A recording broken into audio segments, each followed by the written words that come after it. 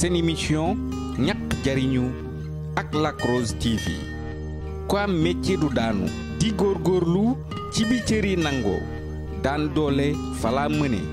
bërëg jamono jom fulla fayda lay saxoo di émission bu bees buy am fii ci Lac Rose TV. waa ba tey ñu nekkoon seen biir émission ñaq jariñu. salaamaaleykum suñu mbokki auditeurs yi ñu ngi leen nuyu ñëpp ca da bàyyi nu kenn donc du nuyu nag waa Niaga gépp aussi Pandiaye donc yow at waa Rose TV ñu ngi leen di nuyu yéen ñëpp aussi donc man yow Lamine donc nekk président ADET mooy association des techniciens du Sénégal donc nekk aussi représentant des techniciens du Sénégal dans contexte mooy coordination nationale des techniciens supérieurs du Sénégal waaw.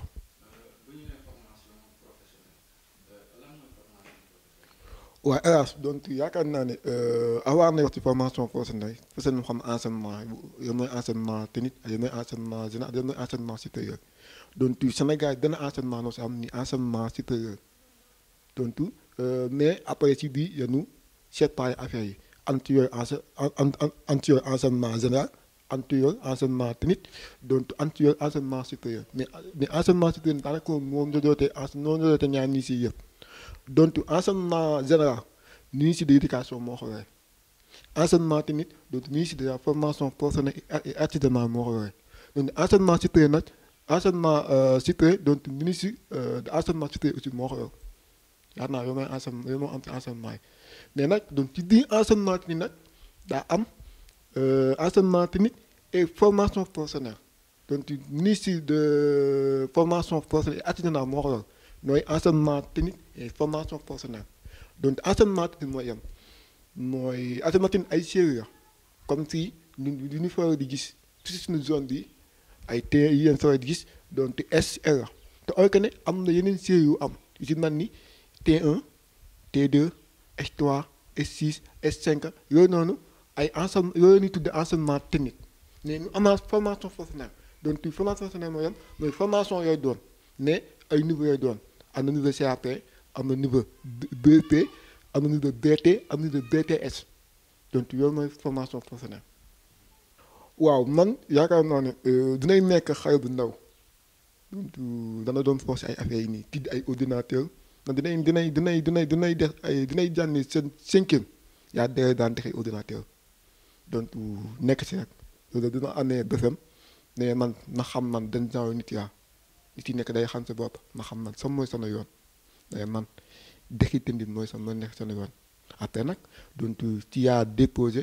te enseignement du jeexal foofu nag tout que AES bi xamante bu ko doon ci enseignement technique donc doo nee da am BFEM donc am na ay séries yu am donc duñu jàpp ne aussi fii ñaari séries noo si am mais am na séries yu bëri am na fi donc AES bi yow en tant que AES xam na sa bopp xam na bu baax yow yan ma man xam na bu baax yii ndaw si yow donc ab doo dee entre BFEM yow naa mën a xoolaat na xam yow day dem S wala E wala day dem T wala T1 wala T2 donc yaakaar naa ne yi na poussé pour na def enseignement technique donc nag dinañ nekk xale bu ndaw donc dana doon foox ci biir ko yaa doon def donc da dinay def cinquième sax boobu yaa commencé di def ay ordinateur di def ay téléphone après dina leen da am BFEM nag ne ne man donc fan mooy sama yoon est-ce que man dina leen def enseignement technique dootu xamoon sax yu tey xaw ma woon sax yan mooy enseignement technique nan daay fit noonu yóbbu enseignement technique te xam naa ne affaire technique xaw naa si affaire bii ko yoon nan xaaral ndexi technique loolu noonu la duwee si enseignement technique donc enseignement technique nag donc si bëri ay fii yi si bii di nekk ak beneen dina nekk donc dina nekk mooy man T1 T2 yaa doon def mais am na T1 côté électricité ak côté électrique cadre industriel def donc tey jii nii su na fëgg si côté domestique moo xam ci kër yi cadrage domestique ci kër yi moom doon na tëggee tey say suñu kër yu bëri maa ko def dañ dayee sax du côté ay yi moom maa fay def yëpp donc aussi dañuy dexaat du côté industriel yaa xam naa yooyu aussi dañ koy def waaw tey yaakaar naa ne war na ni nee na présenté benn raaf ne dontu sax dontu du ñuy façat aussi équipe bi nante ne ñoo daa doon di liggéey temps yi corona yi amee parce que man toog naa 3 mois xam te ne tant que taw ma ko ñàkk naan yoon ci terrain bi ni dexe ay raafme donc di créer des choses yoo xamante ne peut-être dina permettre yitte contre Covid-19 dante moo amoon donc yooyu noonu aussi yan nekk mais ci yooyu noonu aussi kawoon nañu si na ni ay raafme donc tey yii na tee nii donc yaakaar naa ne bii nooy suñu day ne métier du nekk a defar mais amoon métier yi doon a def aussi xamante ne donc ñu ko doon présenté donc lu aussi créé nañu aussi suñu entreprise xamante ne ñun ñoo ko créé donc entreprise moo nekk nii donc mais donc aussi am na ay entreprises yoo xamante ne si na ni soxasin jaay nañ leen si si na ni neen sax ministre de la finance aussi am na aussi yu ñu koy jaayoon donc en tout cas daal donc doone ko waaye noonu ñu ci doon am xaalis parce que aussi ñu ci doon liggéey mais amoon na nag yu des parce que amuñu woon tuñu jàppale ñun noo doon demee suñu moyen bopp fexe tout mais lii daa yéen kay waaw yow moom mën naa ne yomb na yombul parce que affaire yi moom ci nit yi lay doon ak sa gëm-gëm donc nit yi moom donc yàppate ne génn rek dafa metti faat ne leen école dina xamante ne donc xamoo fa kenn duñ fay dem donc dina ne dañ te nekkoon nit yi tungaan xamoo fa dara mais nag donc yaay jàppale ne aussi da diñ dene aussi amoon na yi nekkoon su ñun xamante ne donc ñun dañuy dem dañ ci yóbbaale foofu noonu donc ci côté yu bëree bëri ñu ngi koy def ci école doon noonu yu bëree bëri aussi waaw donc man ñoom li leen di wax mooy affaire yi moom donc affaire yi yàlla la te nit ki moom avant tout gën sa bopp donc yi na man rek donc dañ ciy gën sa bopp te aussi li nañ dana conseil dana ci ñàgg ci xale yi ndaw yi donc du ñu yaakaar ne ñaari série moo am ni enseignement général non am na yeneen série yu am gis nañ ni T1 gis nañ ni T2 gis nañ ni S6 donc ce sont des séries ay séries avenir la te doo xoolee enseignement général di ko si chargé donc ñu bëri nekk fi ñàgg an seeni bac bi taxawaay parce que enseignement maanaam ni yéen di moo si chargé donc ñu leen di conseil jeune bi di doyoon continuer ci enseignement général bi nin social doon parce que Sénégal ñaata jeunes ñoo ci nekk tey am na yu ñu jàpp mais tey au moins doo duggee ci formation foofu nag dina avant tout dina am yoo téye aussi métier day am yooyu ngay gis te dina am des métiers yoo xamante ne tey même boo bàyyee jàng sax dina la continuer daf say propre business. waaw donc yaakaar naa ne man yaakaar naa ñëpp xam nañ ma ci affaire yooyu noonu parce que daa bokk ci man bokk sax ci ñun parce que yow xam nga bu baax a baax sama famille nag donc ñun li may def yu tuuti yaay des très nag yi def doxuma ko sax mais ñun danoo xam ne donc nit tey jii dina amoon complexe ne ñàgg yaa dëkk donc wala man damaa dotam ci projet donc man wala man ma xaw a complexe kon lu bëree bëri dina ko imposer mais tey mën naa ne paysan de tous les techniciens du Sénégal donc yéen yëpp présent dans contexte coordination nationale des techniciens du Sénégal donc tey maanaam nit ki jëmee sa bopp aussi il faut que ñun waa ñàgg aussi ñu jëm a ñu bàyyi du nekk si du uusi ci kaw ñeey ak ci kaw taay il faut que ñu génne il faut que kay ñu génne tey du ñu génn rek donc yu bëree bëri du nga am tey man dinay jël exemple si ñàgg da ñette nii sax doon na ne exemple ci ñette nii yaa yor kenn ci mooy Seyif donc Seyif avant ni nekk yi ñu doon donc daa jaar fi méttee mais tey nekk na artiste international tey Yat Daa Seen ñett xam nañ fii yooyu du ñuy joué si Yat Daa Seen keneen fi ne jaar mooy docteur Amadou Wade donc ñun aussi daa dañ uti xam-xam daa dañ jàngi da nekk docteur mooy premier présenté tey fii si ñàgg moo nekk docteur dañ fa jàngi nuyu si waat ñàgg keneen ki ne jaar mooy As Ndiaye ñun aussi soci aar moom daa dañ jàngi aar dina en extérieur donc tey jii nii nekk na artiste international kon tey jii nii yi nay conseil dina si ñàgg mais il faut que affaire yi uti ko affaire yi nekkul fii parce que fii nii donc du nekkee fii rek dañuy tedde il faut que aussi ñu ne affronter vie bi il faut que ñu ne affaire yi ñuy metti mais di yónnee rek donc affaire bi di dem il faut que ñuy metti tey ñoo ne wax ñun yëpp lu mu am yëpp donc dañ te liggéey mais amuñu ko ci suufu ñàgg amuñu ko ci ay affaires yi ñàkk ñu dañoo am ba pare ñëw ñàgg di investir ñàgg donc ces personnes là man dinay jël exemple ci ñoonu yaay jëy parce que ñoonu yaay topp da def moom son wet nekku si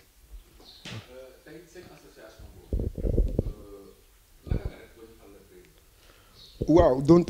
avant nañ ne si association bi donc man dana nekkoon ci kër technique kër technique ETID de la force yaa nekkoon ci kayit bi ci kër bi di nekk te nekk ka donc finalement seen doxoon benn collaboration entre UCT dina naan waay ak lycée de la force yooyu ci man li jóge woon donc na ne pourquoi ça Dakar ñaari lycée noo si am lii de ay naa pourquoi ni duñ def benn collaboration boole suñuy boole ci yoon noonu rek ci yaa waxtaanee donc équipe suñu kër de la force après ci yaa contact waaye naan waay ñu déggee naan waay su yoon noonu dañuy def di créer association waaw. voilà dina ko gisee donc boobu aussi wax dëgg yaayam moom dan sax dana changé sa numéro parce que wax dëgg yaayam donc es ñu lay dégg du baax xam nan du baax yooyu dina ciy joué te yi bëyee yan bii nii ñun def nañ ko si dina sax nan équipe ba parce que mën naa jiitu mais du nan mais am na ñu ne sa ginnaaw dina booyal dina encouragé sa jour aussi day nan danañ sax man maa ngi ñu dexee nii donc tey association nante ne man noonu yaa jiite ni association des techniciens du Sénégal tey def nañ ay rencontre yu bëri ak ministre de la formation professionnelle donc semaine bi passée yéen rencontré woon directeur du ministre de la formation professionnelle te xam ñu suñu objectif yàlla la mooy FEFA mooy dañuy valoriser et prioriser l'enseignement technique fexe tout bi ñëpp xam ne yan mooy enseignement technique et yan mooy formation professionnelle donc yaakaar naa yow na nekk ci yoon noonu sax dina bëgg ci yoon sax yenn foofu dañuy def benn journée en grand théâtre donc dinañ def aussi benn caravane nationale yooyu doon donc ministre de la formation ñoom pare nañ tout financement donc dinañ def benn caravane du wax na dinañ dem ci région yëpp nag ñu def benn caravane ci expliquer parents yi ñu xam ne donc tey jii nii dina wax de mais amul yu gën enseignement technique amul yu gën formation professionnelle tey jii ñaata jeunes bàyyi nañ jàng daxu na dara mais nañ dugg ci formation professionnelle parce que formation professionnelle maanaam bëri na ay filières yu nekk ci biir am na yu maanaam am na mécanique am na étude am na plomberie am na pub am na restaurant am na res ci biir donc élève bi yaa xam góor yaa xam jigéen na bu fekkee ne dem na ba benn âge da gis ne yow jàng ne engrais dugg ci formation bi au moins dina am biitorom te tey proposé tey élèves yi bëri tey jii nii dan nañu daayoon nañ jàng tey dinay jël fii ci ñàgg am na benn élève bi du doon jàng dan da teel naa ni daay jàng ci tudde Cheikh Ndiaye donc bu ñu tey na daa kay na conseil na xam danay dugg ci formation bi donc tey te defee 2 ans am BT mais tey pour am BT ak su am BT ñoo bokk même biitorom bi ne daa am tout maanaam yow doo bàyyee jàng ak niveau mëntu toll du fekk ne day bàyyee niveau 4e day dana def BT mooy yan mooy brevet technique naan équivalent BFEM la donc am na aussi CAT na équivalent CFEE ñu am aussi BT ñu équivalent BAC ñu am aussi BTS nag mooy yow moom donc boo waaye étudiant nay nekk doo da ante BTS dañuy considérer comme un étudiant te aw ko ne yow bàyyi na jàng di donc am na élèves yi bëy daayoon nañu jàng teewoon nañu si affaire yi formation maanaam amatu woon seen conscience bopp donc nag après nag ñoom ñu duggee formation di saa seen bopp donc yi nay conseil jeunes yi donc tey jii nii du na demee la gauche des fois sa yenn day daw parce que dana koy yoon ay jeunes dana xam te ne na xam ne jeunes yi nii joona yi nay jàng noonu daa xoon na jàng fuuf ñoo daan jël tee dangay gis ñi taxaw fee wax dëgg yàlla affaire day nekk bu baax a baax te na xam ne jeunes yooyu noonu tey jii nii pourquoi duñ leen dugg ci formation professionnelle am seen métier mais tey yëpp ñi taxaw rab ba taxaw foofu noonu du xaay oto yi di yéen keneen ay 1000 francs te fois nii ni gànn yooyu noonu dena yooyu noonu donc ñun waa ñàgg ñun dina si ñàgg daa mel ni góor duñ amoon fuye duñ amoon fayda duñ amoon ñu koy commencé ñàkk donc man ESA la tey ay technicien ya ne ko dina technicien bi mag mais ñun si yoon di nag donc jeunesse ji neenu woo mooy yan mooy il faut que aussi ñu dana décourager tey doo bàyyee jàng rek ne yaakaar na yow doo bàyyee jàng ci yow too tekki ci yow am na pour benn vision donc doo bàyyee jàng na xam ne yow mën na def formation dana jaar na def formation donc il faut que aussi dana ci ñu génne ñàgg affaire di nekkul ñàgg il faut que ñu génne uti ko si biti il faut que ñu nan noo tunurante il faut que ñu netee affaire di metti il faut que ñu dana du usi si paay il faut que ñu dana du usi si maire il faut que ñu xam ni ñu bëgg génne uti affaire yi mais tant que ñu toog fii nii ndax fii dafa neex gars yi yóbbu la dëkk yóbbu la foo dem day rekk foo dem day finaan donc doo ko toppee neexaa boo noonu tam na tunurante du day dem am as yoo toogu doo mën a am métier doon na mën a sa bopp yan lay def tekk jabar du tekk jabar donc sa jabar doo ko mën a dara ci côté financier doo ko mën a dara donc jeunesse bi il faut que ñu réew te xam ne ñaa ngi fii neex na neexaa dina xamante ne doo ko toppee yaa xam na ne donc dina tayde parce que dëgg bi moo neex. waaw donc yaakaar naa ne yii benn yaas na la yaas mooy yan mooy décision de gérer donc tey jii nii yaas na di moo nekk nii donc yi tey dañ ko dexee benn pompe yeen am duñu amee pompe donc ñu am benn CG de du vote ñu am benn yëre technique moo nekk nii ñu am feuille de licence am benn lampe après moo nekk nii donc lampe bi moo nekk nii donc yii nii pour ñu dox donc tey yii nii am na contrat de gis na tey nii laa def daan dégg fii mais sama gel dina yow moo jeex moo tax sottitul mais tey ici tey introduction la wax ci biir rek dina gel day génne automatiquement te yaakaar naa aussi yii nii dexanit yu bëree bëri sax am na ay entités yu ñu ci jaay man dinay tàgg ko mooy yan mooy man avant tout damay gërëm sama papa di gërëm sama yaay aussi di gërëm samay mag aussi di gërëm aussi tax di gërëm sama mag yëpp nag bàyyiwu na kenn te du bëri di gërëm aussi donte ñàgg bi yëpp aussi di gërëm aussi maanaam dina lu rek danay jum mais nag di day nuyoo nag grand hélas parce que mën naa ne tey jii nii donc matériels yu bëri moom la koy jox tey matériels yii nii yëpp donc yu bëri man moom la koy jox donc moom wax mën tey ñaanal yaa na sa yaay jàpp aussi ne di gëm aussi sama benn yaay di nekk Dakar donc neegoo moom dina yaay may donc li nekk sama yaay dina xam te ne donc mën nay taxaw aussi di gëm aussi sama benn xel aussi nay jël aussi di gëm aussi sama waa association di gën aussi coordination nationale des techniciens du Sénégal aussi di wax na aussi man tey waxuma en tant que président danay wax en tant que doonu ñaaga waaye doontu ndaw yi nga xam te dañuy dexal dëkk da yooyu yaa gëm dana ñaan yaaga bokk ci ndaw yi nga xam te ne day doon ndaw yi doxee seen dëkk. seen émission ñaq jariñu